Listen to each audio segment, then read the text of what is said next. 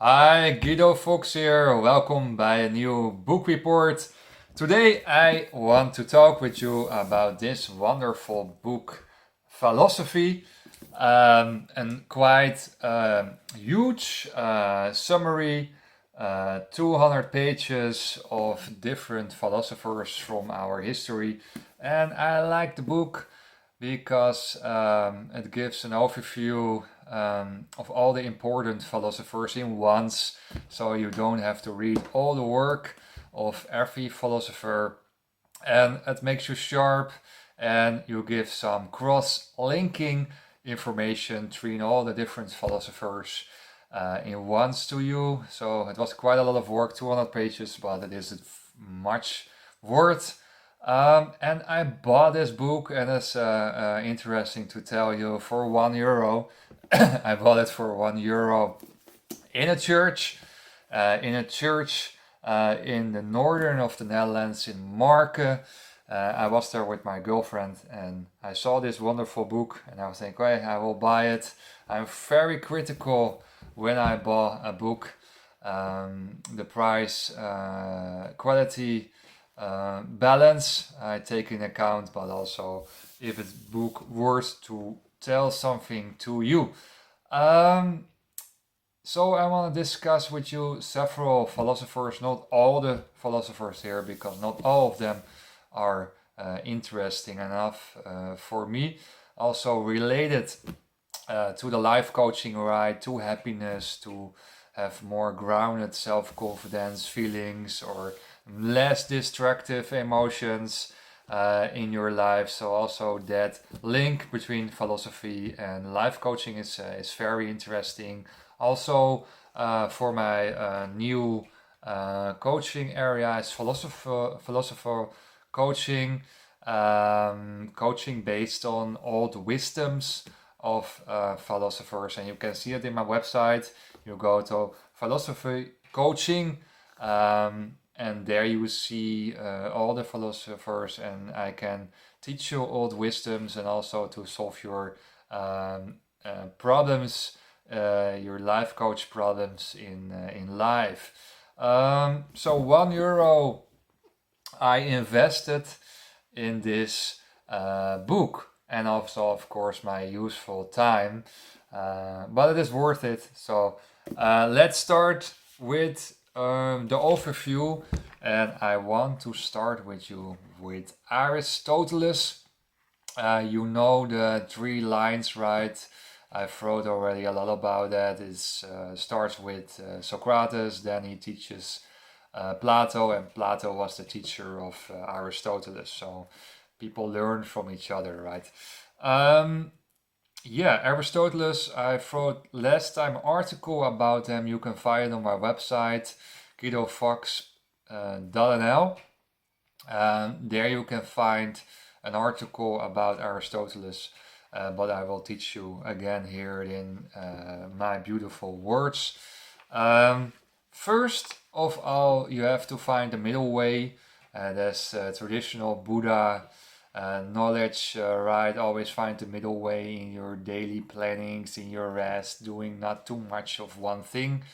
Also scheduling your daily time consuming activities. So always choose the middle way, always go for middle way. But Aristoteles here is talking about the middle way in your character, characteristic. So your character can be exist in modesty. You are very modesty. Always people are saying to you, you are so bescheiden, you are so modesty. And that's a good character, I think, but you can also go in the overdrive here. You can be too modesty, and then you can hold yourself in. You can be very passive in your activity and also not shining outwards. So modesty is a good example of a character, a good character thing, but it can also go in overdrive to be too too passive in life. So watch out for that you're not too modesty in life. And if you're not too modesty in life, you're not finding the middle way, you can be too expressive to the outside world. You can be too explosive. You can be too outgoing, and that is also not a good issue, right? So always find the middle way. I think modesty is a very good character, but not too less and not too much. It is written on page 15 of this book. So modesty is can also be in the overdrive to shamelessness. So always try to find the middle way here. The other point is generosity. Generosity is a very, very good character example. Like me, I mean, I give for free. I give all this wonderful, very high quality, intellectual PhD level teachings to you for free. I'm very generosity, right? So generosity is a very good character thing. But you can also go in an overdrive that you're too generous, that you give too much away to people, and that you don't have anything for yourself. I mean, maybe you're a people pleaser, or you give all your money away to goede doelen, to good goals in Africa, and you give all those money away, and you have nothing anymore for yourself. You're not caring for yourself, so there's no no self-love anymore there. So also balance between self-love and giving your useful money away. So generosity is very good, but also holding something for yourself. Give yourself also time for self-love, money for self-love, invest in yourself, because otherwise you cannot shine, you're not full of love, and you're not can give it in a good way away. So you can be stingy. That is the other overdrive from generosity. You can also be stingy and holding your money for yourself all the time and never give something away, and never invest in spontaneously activities. I mean, if you walk away with your girlfriend or with friends, you say, okay, let's do a coffee there, or let's take some bread there, or let's have a dinner together there, then it is a spontaneous way of giving money away, right? But you have also a lot of people who are saying, oh no, that's too expensive, and maybe not, let's invest it in something else, and you disturb there your spontaneously flowing out mechanism there. So watch out also for that kind of reactions of the other counterbalance of generosity. So you can be too generous, that you're giving all your money away and not have self-care, and you can be very, very stingy and holding all your money for yourself and never give it away, and block your spontaneously attitude towards life. So generosity have also, you see, two sides. There are always showing of mechanisms under these emotions. From you give so much money away, so to good purposes in Africa, to serve the poor people, and you can show it off, right?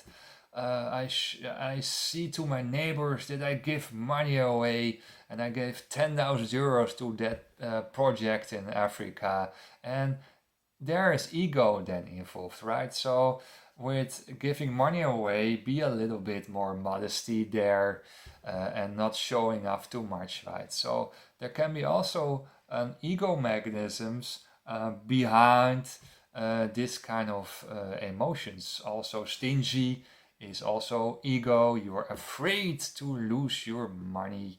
So you have to hold your money because you're afraid in the future this and this will happening to you. So you can also see with generosity that there is a very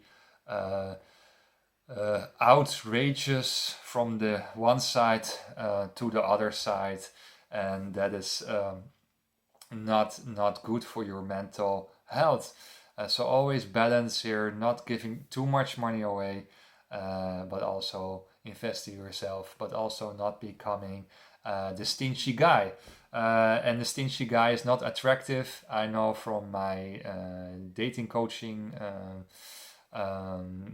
experience. If you're too stingy, no. So pay always the bill for the girl, right? So be generous there, and not make a discussion about money on the first dates. I mean, if you buy a house, that will be an other story, right?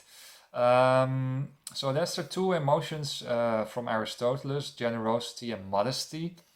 I want to tell one thing more about modesty is that you can also showing off with your modesty.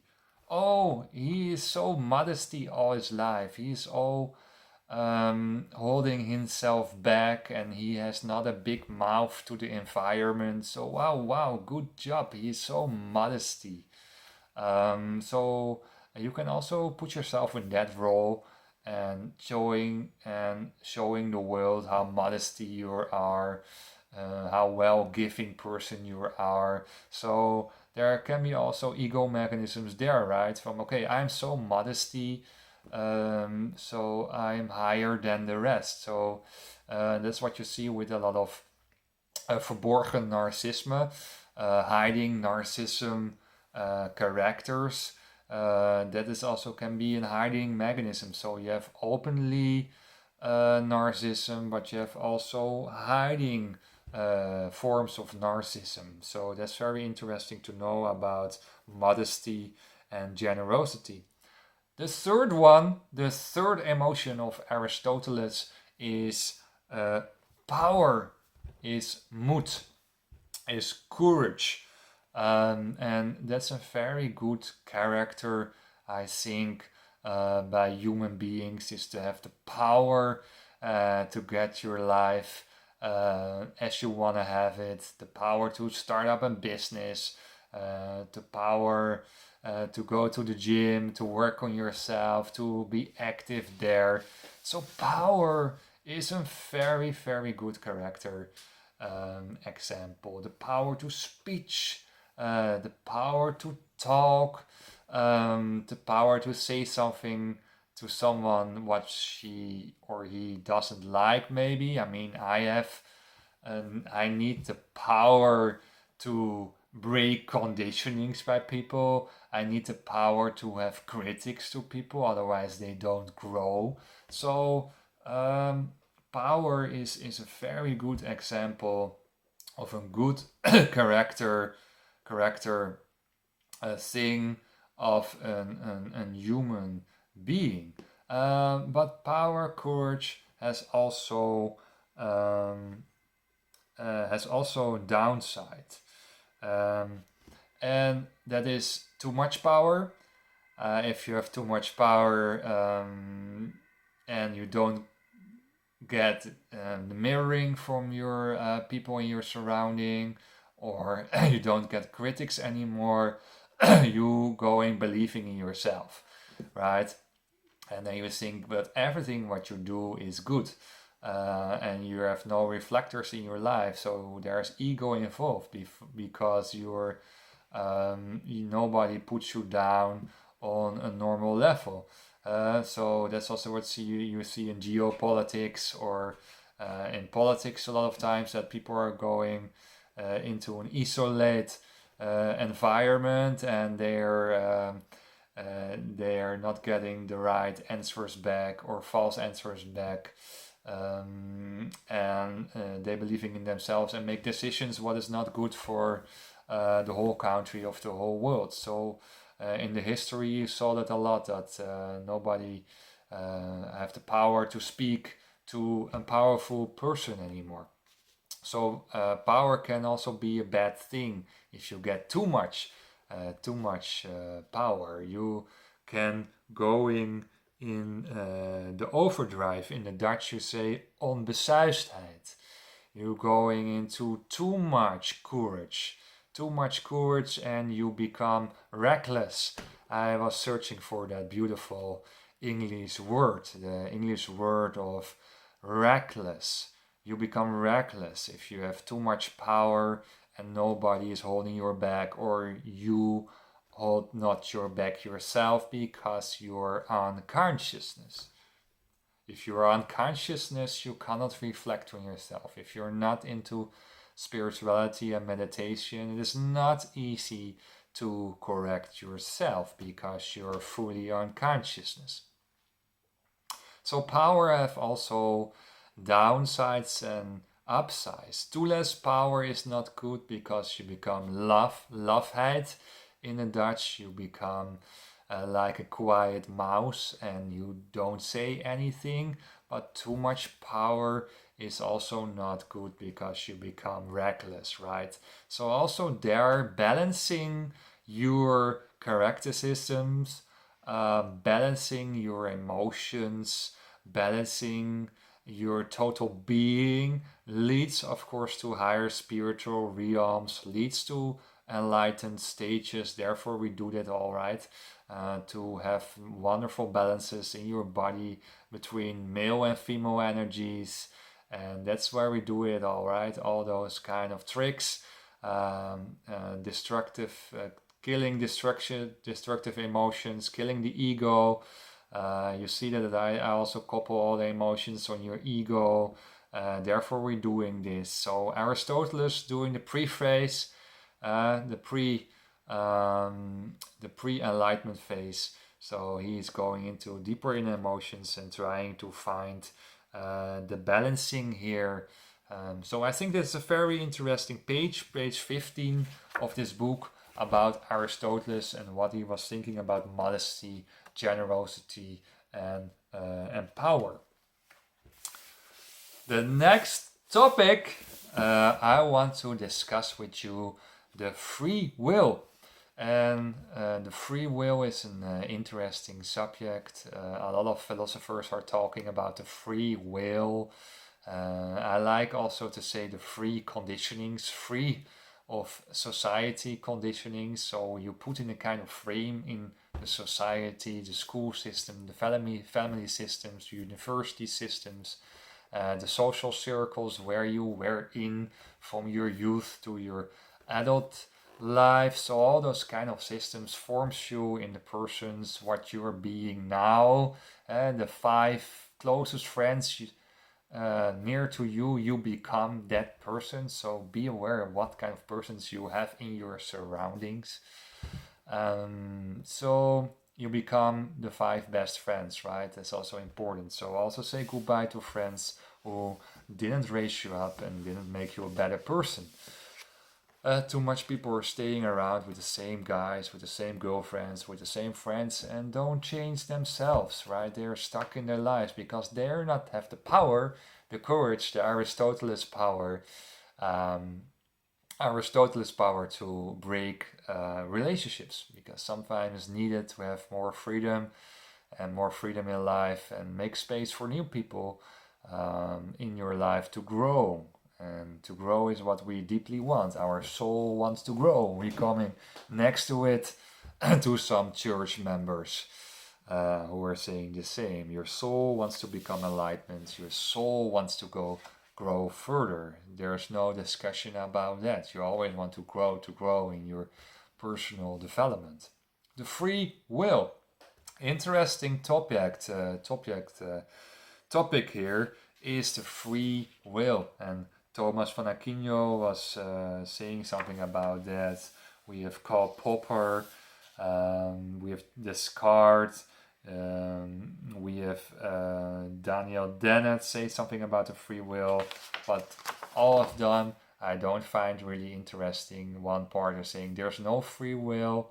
Everything here is already planned in your life. Everything what you're doing is planned. You can sit in your corner the whole day, but it is planned. So it's already, God is already make a path for you, right? There's one side of the discussion. So God is already deciding for you what you become. If you become a shoemaker or you become a waitress, everything is decided. So you can be lazy in the corner of your studio. It's decided already. What I want to say, I'm a little bit here sarcastic, right? Ironic, better, I think it's more ironic, right? It's not really dark here, not really dark emotions here. It's ironic. What I want to say is it makes you lazy. If people are saying it's already exists your path, you don't have to do anything, then you become lazy and you can sit on your couch and watching Netflix all the time, but you will be lazy. You will be lazy forever, right? Because you can say to yourself, yeah, it's already decided for me. It's already the path for me. So I disagree with the philosophers who are going in that side. There's no free will. I'm also disagree with the Stellingnahme, the point of discussion that there is a free will. And I don't think that for the most people there is a free will. And now we're going deeper in spirituality, and the theory is going as follows. If you're going into meditation, you're going in chakra awakenings, you create more clearness in your mind, you become more aware, and if you're becoming aware, you can easily escape from society conditionings. And I think how more unaware you are, how less consciousness you are more into society conditionings and you're unstable and you go with the stream. You're going with all those fishes who are going the same path.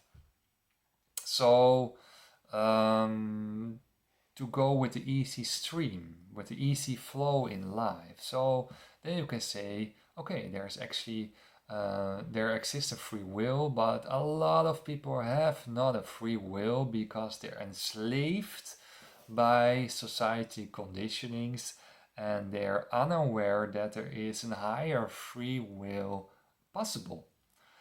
So the free will exists, but it is not easy to reach for a lot of persons because they live in fear.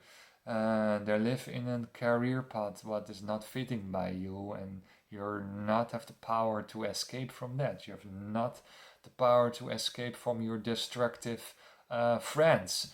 You have not the power to escape from your toxic love relationship. So people are afraid and they're staying in the traditional society conditionings and they think, okay, this life, right? This my life, this my horrible life, and I will stay in this horrible life.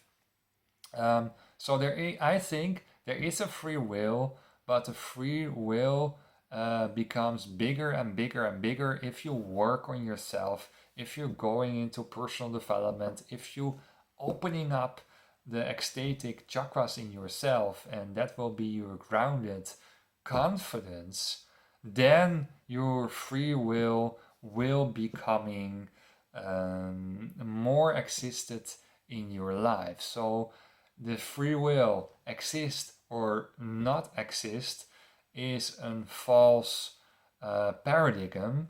I think the free will is a gradual raising form in your life. And that's typical society is the black-white thinking. Something is yes or something is no. The free will is yes or the free will is no. No, it is a gradual form in your life. So you can reach 98% of free will if you are working very hard in your personal development and spirituality, then you are really free and you can do what you want because you're not enslaved by society conditions anymore. So the free will, I think, in despite of all those philosophers, I think it is not yes or no. I think it's a gradual pattern in your life what you can reach.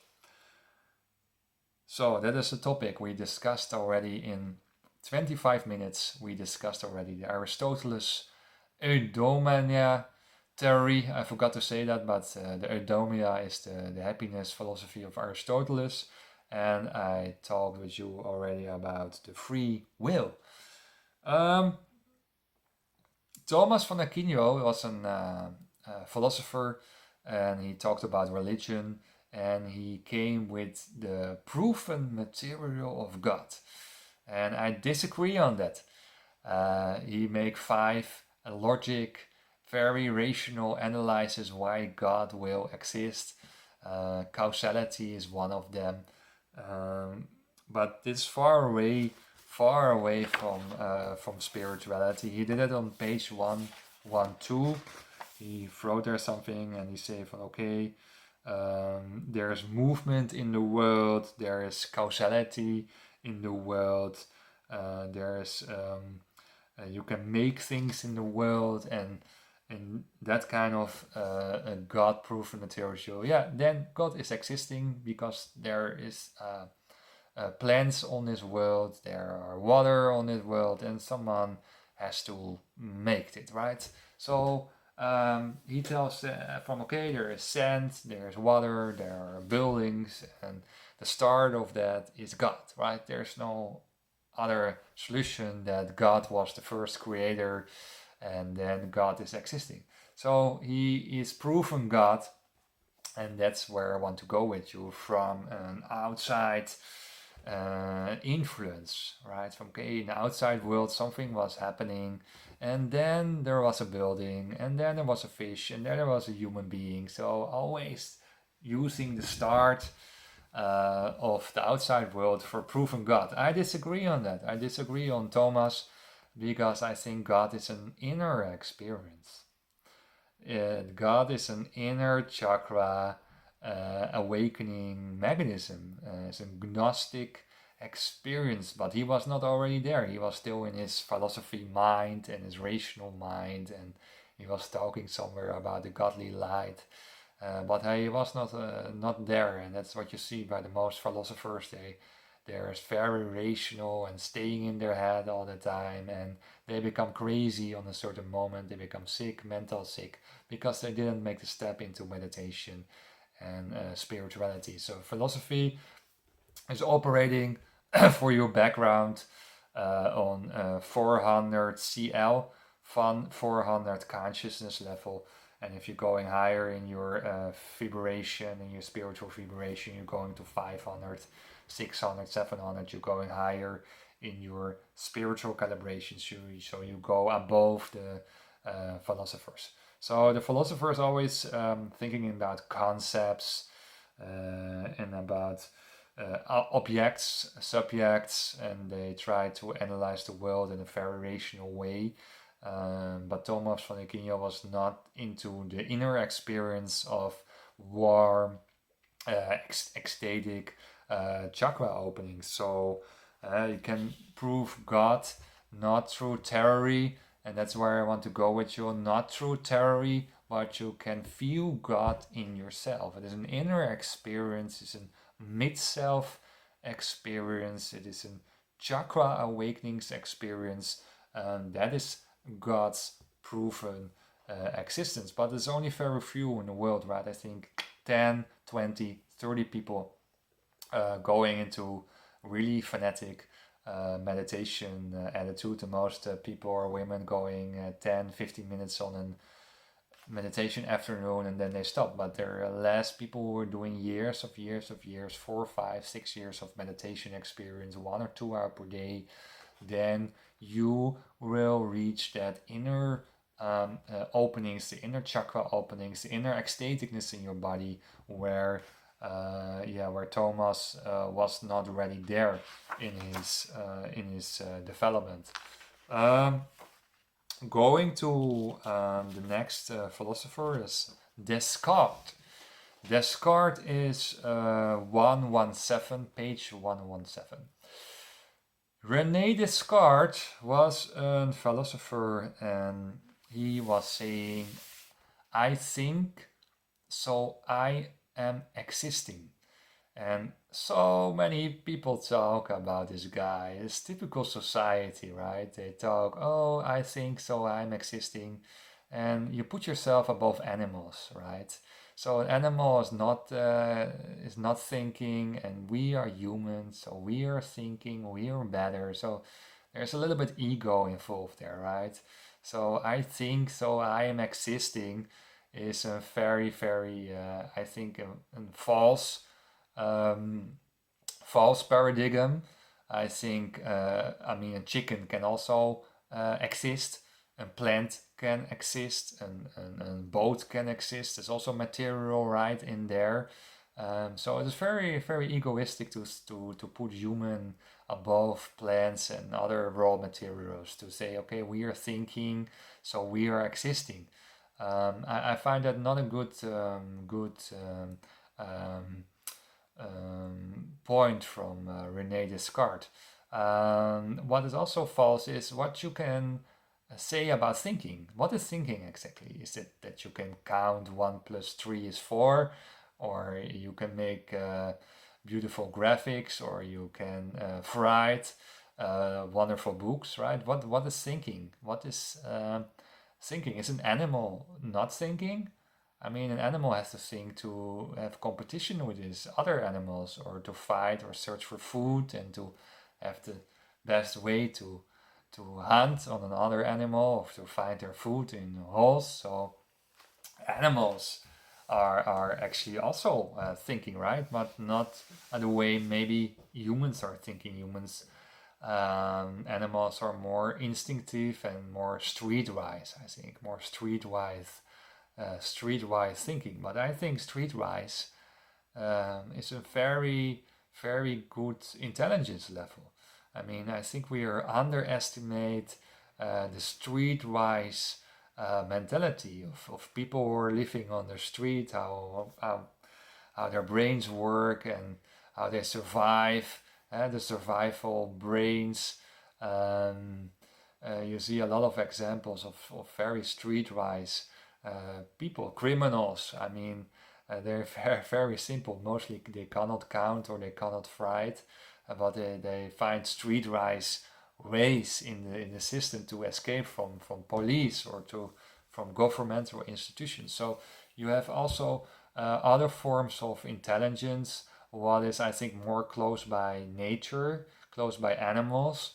But I think that's also a kind of intelligence level, what I like. What is also, I think, on the same level of the civilized thinking pattern, from 1 plus 3 is 4, and that kind of thinking mechanism. So I disagree with the point, I think, so I exist. I think the better adagium was, I feel my chakra, so I am existing. I feel my inner awakening, so I'm existing real. So I'm an inner feeler, so I am existing. I am real existing, because I feel my inner chakra, so I am real existing. So there's another form, a higher form, I think, from thinking about this Descartes quite simple analysis of I think, so I'm existing. I disagree with it. I find it too simple sentence. So better, I feel myself in chakra, so I'm existing. So then you're going more into the more intelligent guys like Jesus, Buddha, and Osho. Then you're going stepping higher in your philosopher gradual skills. Nietzsche was further. Nietzsche was close by spirituality, but Descartes not. Augustinus, I want to talk with you. The Augustinus guy.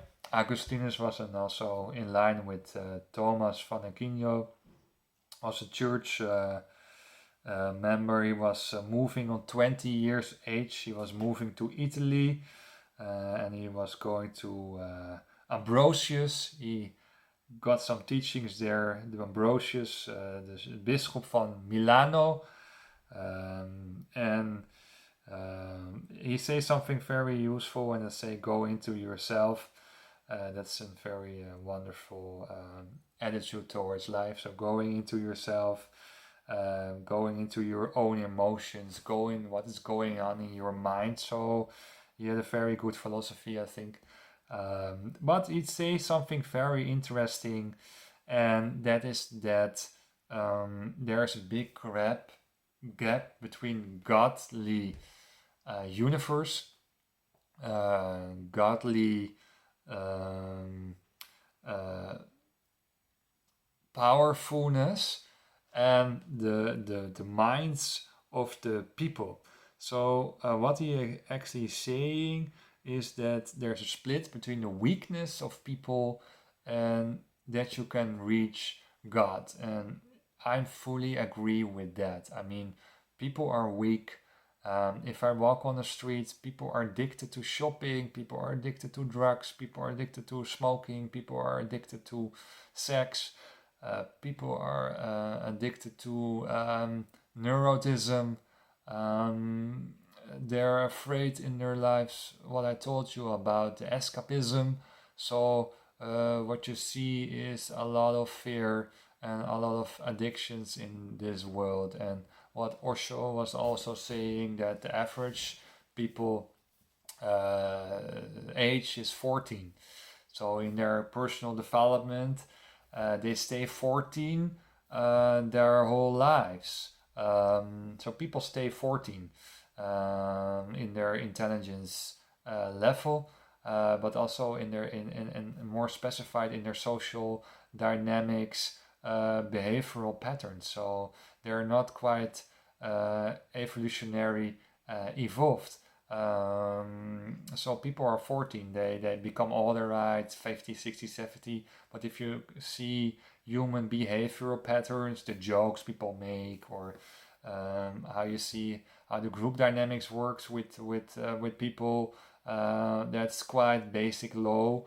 They stay 14, and mostly you see no difference between education levels. So also high intellectuals or lower intellectuals, or educated ones or not really educated ones.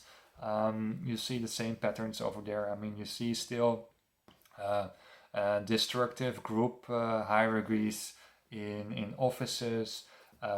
You see competition there. You see people get punished by the group. You see one person always get the jokes towards him, right? So all those bullying patterns, that is what I want to say, is involved in the higher regions of so-called intellectuals, but also in the lower intellectual regions. So you see human social behavior and social dynamics patterns are really also on the 14 years old dynamic. So you see there no difference between high intellectuals or lower intellectuals, but mostly you see that the so-called high intellectuals are always putting themselves higher than low intellectuals. But that's in spirituality, there's quite no difference in their behavioral patterns towards life. So Augustinus was right here. So you have the weakness of people to grow into personal development, and grow into religious development, and grow into meditation, and grow into spirituality. So he said that cost some ages, some 100 years, to grow, that people really grow to God, really grow to spiritual development. That cost ages and ages and ages. And there were some messengers, right, like Jesus, like Osho, like Buddha, Krishna. There are messengers, but there are only a few people in the world I can say who really picking up this spiritual knowledge and also teach it, right? I think some people are opening the hidra in their body, they're opening the warm chakras, but they didn't teach, they hold it for themselves. Um, but I think there's only 6 to 10 people in the world who really going into spirituality and read all the knowledge and transfer this message into the world. So, and people miss out the Buddha. People are cannot reach his height, cannot reach his intelligence level, the real intelligence level of the warm chakra experience. They're unsensitive, so they're going from stage to stage, or they need a very horrible life and then they go to a spiritual teacher, but they mostly go to a doctor's recipe and going into the traditional Western psychological help from Jung and Freud and that kind of nonsense. What I didn't help forward. So what I see in my coaching studio, there are always people where, oh, I have 9 years, and I'm a psychology guy, and it doesn't work actually.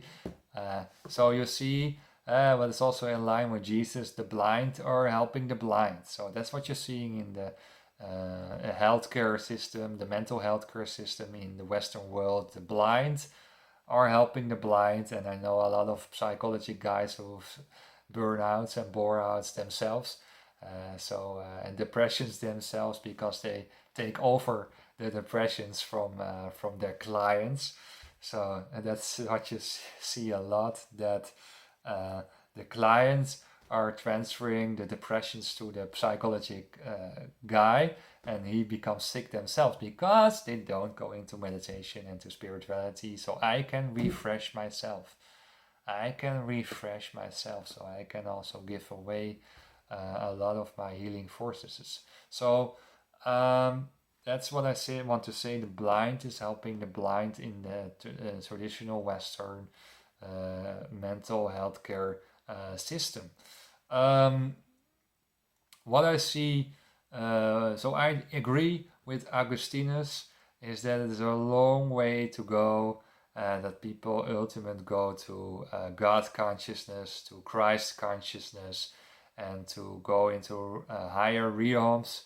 I'm very skeptical about raising the consciousness of humankind. It's very, very slow process, because humankind are trapping constantly in the same circle of distractions, right? The circle of distractions. People are constantly going into war again, into destructive relationships, into destructive career path, destructive group dynamics. I told you all about it. So there's also a kind of addiction to be addicted. And that's a very interesting topic. It's the addiction to suffer, the addiction to be addicted. So you can skip one addiction, the addiction of smoking, and then you become addicted to maybe sex, right? Or you become addicted to cleaning your house every 10 seconds, right? The OCD syndrome. So you can be addicted to addiction. So that's what you also see with society. They're always falling in the same trap of extreme peace, not talking to each other, confronting each other, saying the honest things to each other, but they're going from war to extreme peace, from war to extreme peace. So this circle is going on for 4,000 or 5,000 years of human history. So if you see mentally, we have a crisis already for a long time. Since evolution, we have actually a mental crisis. And we have everything now. We have food, we have to eat, we have studied knowledge. So there's also moments that we can grow harder in our spiritual development, and there are moments we can not grow harder. So Augustinus was here right that it cost ages when the weakness of people will be transferred into a more powerful courage attitude towards spirituality and growing into your consciousness. Next topic is page 139,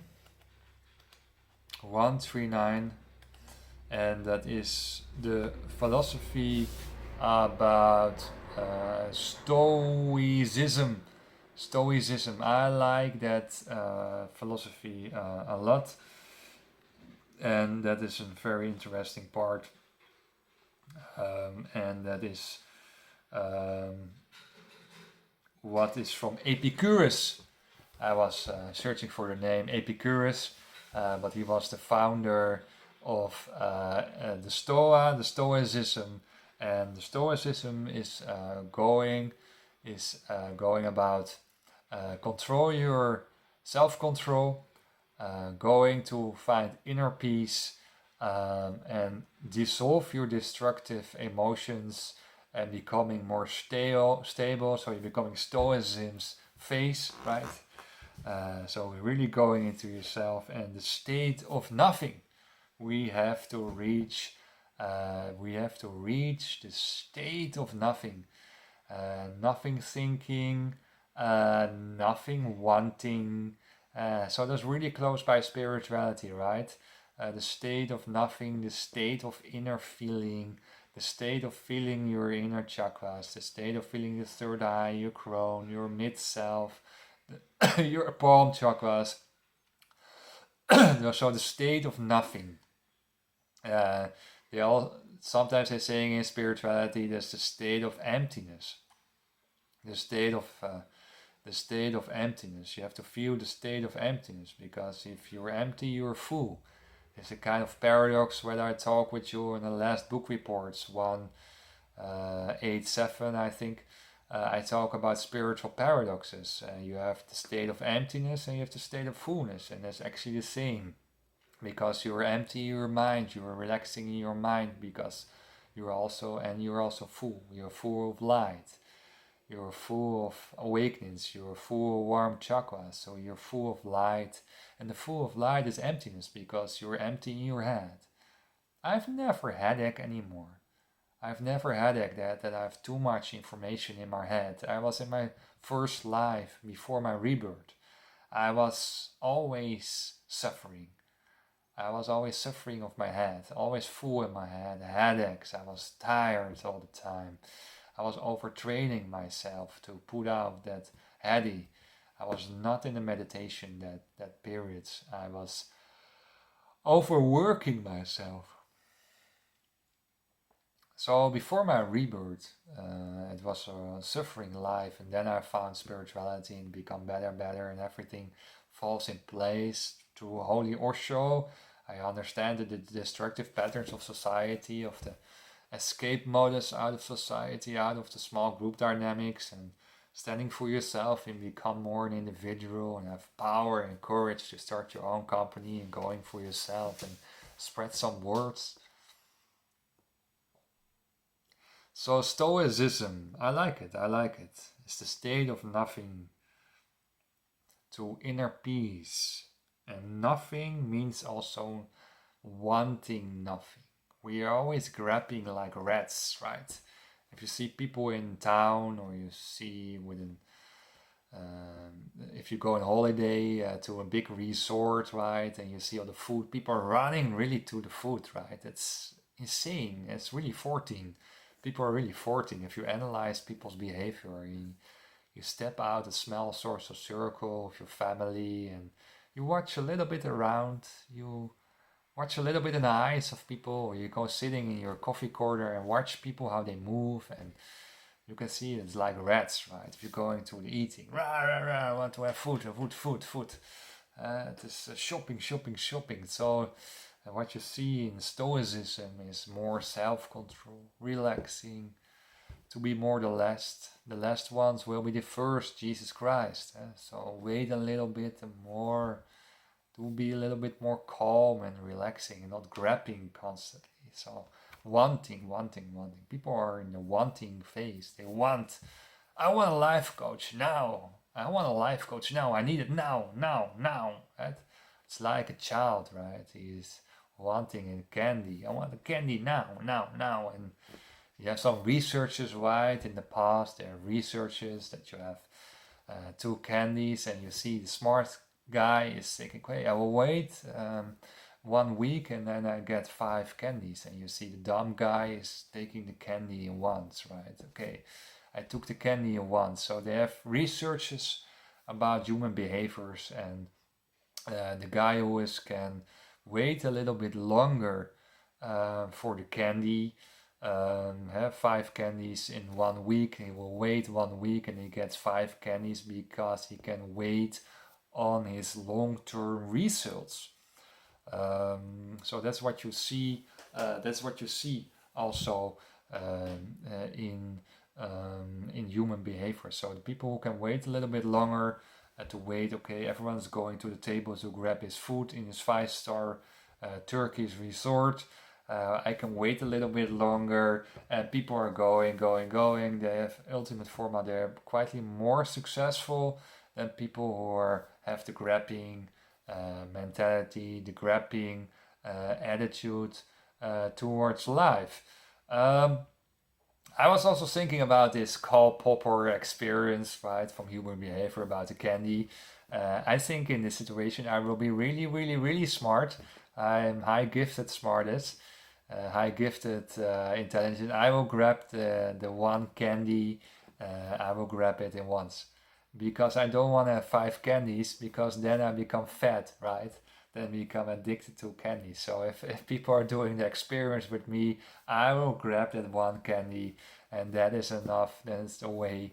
I don't want to have 5 candies, because it makes me fat. It makes me addicted to more candies. How more candies you take, how more you want to have, right? So I will be really smart and took, as a child, I took 1 candy. So I think the research will be not biased if the researchers are doing this kind of research with me. But it's a little bit about human behavior and prolonging experiences and red behavior of crowdy people. So the state of nothing in Stoicism is actually reach the state of nothing wanted anymore, right? You're at ease. You're at ease with your life. You're relaxed with your life. You're happy with your life. You're on your place on your life. So at ease, relaxing, and not wanting the money, not wanting the next job, not wanting so much a higher position, and to tackle everyone away who is also want that kind of position. So we are in a rat race. We are in a conflict model of society, with tensions, with jealousy on the offices, with jealousy into relationships. And I talked already a lot of times about jealousy, how destructive that emotion, how destructive that emotion is. So skip jealousy into out of your life. So be a little bit more at ease, be a little bit more chill. Don't get to fights with other people. Don't go in that society conflict model. But the most important is skip jealousy out of your life. That jealousy is really one of the most destructive emotions. Also, Stoicism is talking about that jealousy, spiritual harmony, wisdom. More important to skip that kind of emotion, because jealousy is senseless, because everyone is someone else. Everyone has his own purpose here in life. Everyone has his own qualities. Everyone has his own kind of performance. So there's no need to have competition with the other one, right? To fight with the other one. There's no reason for it, and it costs energy to constantly think about your biggest competitor in your life. The biggest guy, that's your enemy, right? Your enemy. So that's also what I see some fitness gurus are saying. You have to have an enemy in your vision, then you can train, right? I need an enemy from your youth, your hate him, and then I push all the frustration out on my machines, rah! And I can say the 7-point chakra activation is much more useful. It's much more concentrating on your muscle expansions. It's much more concentrating on your duration. Exercise if you can hold your 7 chakras when you are training in your gym, then you're going smiling and laughing, and you get more the Arnold Schwarzenegger attitude. He was always smiling during his training, so no hate, love and fun. So you get an changing attitude towards life, to not going with this fighting walk attitude in town, right? You see so many guys are walking with a conflict mood, with a stiff walk into town, to have some fighters mentality there, to put out their sexual frustration. So more relaxed, more chill, and more going into yourself. That is the Stoicism attitude. And I want to say something more about Stoicism, and that is just do your job. Just do your work, what is given to you from God, what is given to you, why you're here on earth, right? The career moves, development, why you're here, and what do you want to do in life, and just do your work, do what you were given to do. Very simple, right? Just do your job. Not all those escapism of Netflix, of entertainment. Just do your job and do it with fully consciousness. Then you will be really happy. I see that how less I work, I figure out everything. How less I work, how more unhappy I become, because I love my work. And of course you need some free time in your life, but do the thing you love in your life. And that is also Stoicism. Also, if there's something negative, or there's minus in your life, or it's not going well with your company, or there are less clients, or the company is not really growing, just go on. Stoicism is just go on. Don't watch back, always watch forward. So that is also a very interesting point with Stoicism, is not only the face expression, right? The Stoicism face expression, just like that, and go further. Just go on with your work, do your job, where you're made from. Do your job with love and gratitude. Do your job because you really love to do it. But first you have to find something what you really like to do in life. So Stoicism is also with bad days, continue, with good days, you continue, with middle days, just continue, just drop your articles like what I do. I just drop my articles, I just my videos. I don't care what people are finding about it. I don't care about it. I just drop and drop, but because I like it, right? I like to share, I like to give. I don't like to put money into social media. I don't like to do that. So I do it on this way. I put it out and it will become fine. I feel so much visitors on my website. I'm very proud of that. So it's rolling out because I like to share. I like to give my videos. I like to give it away because I like my work. So Stoicism is That's what I see with very successful money makers, with multimillionaires. They say continue also in bad times. And the people who survive bad times will become successful in their money successful, or their happiness successful. Just go on, just go on, just go on. And that is also a very important lesson in Stoicism, is just go go on. And the successful entrepreneurs will have always 7 or more down periods in their lives, in their business life. So you reach 7 negative circles in your company, and you have to survive that. And why you have to survive that is because other people will stop. Losers will stop by 1 bad period. Losers will stop by 2-3 periods. They will stop and doing something else.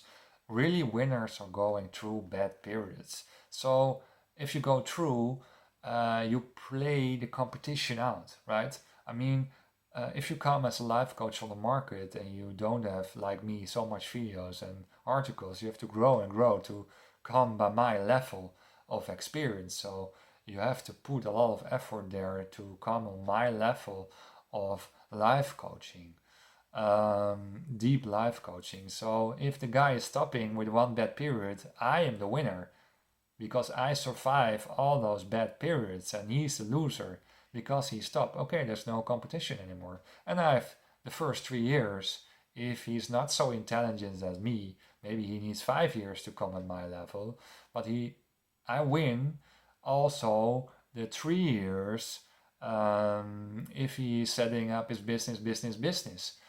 Because in the 3 years I'm further than him, so I have probably more clients and make more money out of my business. So Stoicism is also, I think, a good strategy in your company to reach higher results for yourself. Also with meditation, it's going not good, it's going well good. With bad times, just continue, and consistency leads in ultimate form to grow. Consistency leads to grow, and that is also Stoicism is consistency. Stoicism is going on, whatever the outside world will saying about you, what your family is saying about you. Just go on with your path and not looking backwards. That is Stoicism. I think that's a very, very important lesson from these guys. I want to go with you further with Nietzsche. I mentioned already Nietzsche. He was the closed by person of spirituality. He was becoming mentally sick when he was 42 because of course he was thinking too much, and I also think that he was a little bit outside society too much and lose the grip with social contacts with others. Like Kierkegaard, there's also a guy who was going into his room every day and sitting there 12-13 hours. So you see a lot of smart people are hiding, are going into isolate environments, and that's not good. I'm always open. I talk with people on the streets, social data, so I'm always in contact with others, and I have my social groups and my girlfriends. That's the social development is also very important, especially for philosopher guys. Always be social, have contact with others to have also that kind of fulfilling mechanisms, and you always learn from the talks from other people, right? Talks and the stories of other people, you can learn about them. Nietzsche, 129, a very good philosopher. I think one of the most intelligent philosophers who were existing. 129. I'm searching on the page. 129. Nietzsche, Nietzsche was very interesting because he was saying actually, God is dead. And that's a very interesting sentence. God is dead. What he actually was telling about that, and I think society is misinterpreted that God is dead is actually saying he's actually saying that not God is dead, God is always alive, but you have to find God. But God is always alive. So if you look into the fundamental way of thinking and feeling, God is always alive, but you can find him through meditation. But Nietzsche was not there. He became crazy mentally because he was not diving into the practical spiritual exercises and development. So he was not there in his development. So he needs some more lives to reach that spiritual path. But he was saying, his analysis was right, God is dead. And what he was saying is that people are moving in a lazy religious way. They're living in a lazy religious way of going to the church in a very passive mood. They're going sitting on the benches, listen a little bit to the priest, and it's all fine. Once per week on Sunday, and playing the brave, polite guy on the first row in the church, and everything is fine. Everything is fine. You don't have to do anything more. Only go once per week to the social circle on Sunday. Being brave, polite. Look how religious I am. Look how religious I am. I'm so good. I go into the church every Sunday. So also ego there is involved, right? And afraid to lose the group feelings there. This also was I was in North Holland to the church. I bought it in a church, €1, where I was saying, okay, this church is much too big for this village. How is possible, right? This church is so big, but all the village can into the church. So it was really a very small group dynamics and group control, where no free love was possible. Right? Jesus was pro free love. Maria Magdalena Evangelii. I told you in book report 187. So no free love was possible because there was control from church, marriaging, and that kind of stuff. What I want to say is that God is dead. He said actually God is alive, but people cannot find them because there is a passive attitude towards life. You have to be a little bit more active. You have to a little bit more fight for it to become an individual, to drag your own cross, to wear your own sufferings. You have to go a little bit more into yourself. You have to go into your own emotions. You have to work on yourself. That's what Nietzsche was saying with God is dead, is that we people became a lazy religious follower, and stay lazy all the time and passive and becoming like a sheep. People becoming sheep conditioning, group dynamics, and never stand up for themselves. So Nietzsche was talking about that traditional religion makes you lazy. And I think he is right. And Nietzsche was also influenced by Buddhism, Hinduism, where it's more meditation, going into yourself and dissolve destructive emotions, and where you have to stand for yourself and have to take your own responsibility about your life, like Schopenhauer was saying, or Schopenhauer and Nietzsche were most of all agree with each other and aligned with each other. So Nietzsche, Schopenhauer. So take more responsibility about your own life. And that's what you see nowadays in spirituality, is that you can say, okay, I have past lives and they were so difficult, so now I have also a bad life. I'm suffering so much, or in the old souls of me, right? There are horrible things happen in the world, and 10 years, 10 lives ago, 10 past lives ago, I was raped or something, and now I have still the wounds. So you can skip your own responsibility. You heal forces to experience your heal forces, to work on your heal forces also in this day. So you have your responsibility about your life, your this soul life. And don't look back. And that's also the relation with Stoicism, right? Don't look back. Go for this life. And then the reflections of your positive life will come. People will coming to you. People were coming to you in a positive way if you're positive, if you're healed, if you're finding God in yourself.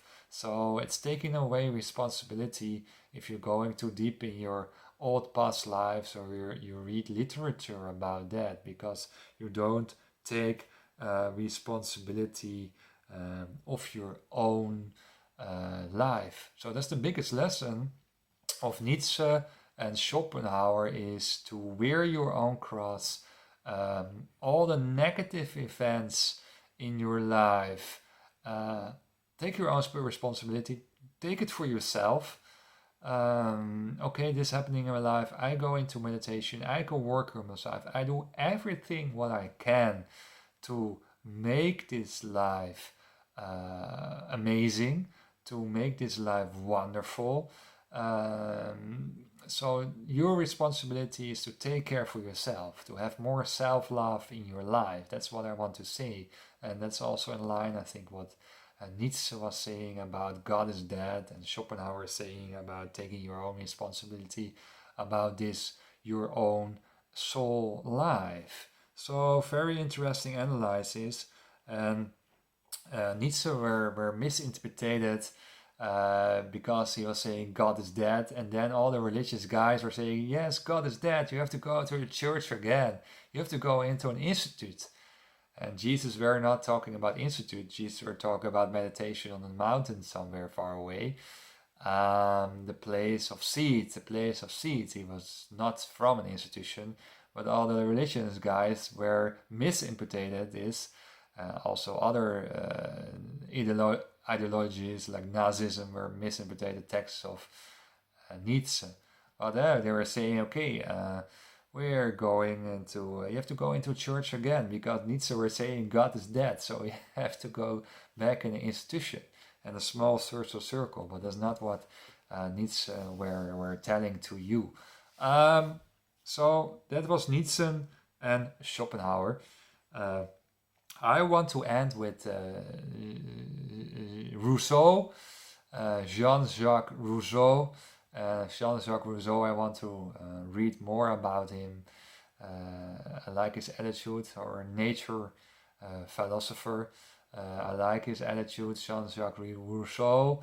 And Jean-Jacques Rousseau,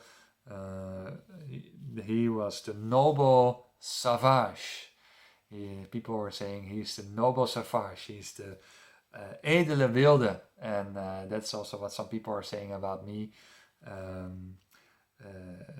I'm the new Rousseau, but I don't know it myself.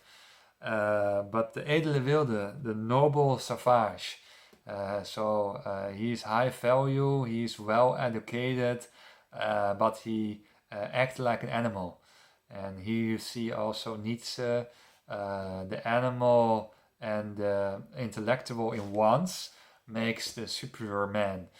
So he's an intellectual, he's a high educated guy, he wrote a lot of books, but he acts like a more animal. And that's also what you find in balancing yourself, the animal guy and the intellectual, civilized guy. And to have there the nice Aristoteles balance there with that kind of two energies. So he was more a natural philosopher. And he was saying actually that people become crazy, neurotic in the civilized society, and not in their nature toestand, not in the nature form. So a lot of philosophers and psychology guys are saying, yeah, we have to do something about the neurotism, and not thinking about the form we are living in. And what Rousseau was saying, no, we are living in a too civilized world. We are not living following natural principles, because the guy who is living in the forest is calm and easy and relaxed and live a more natural life and don't have all those mental diseases. So he said actually, okay, it is walking through water. It doesn't make any sense what you're doing, psychology guys, because we're living following the wrong principles, not the natural principles, and we're living in a wrong paradigm. We're living in a wrong conditioning. So we have to change.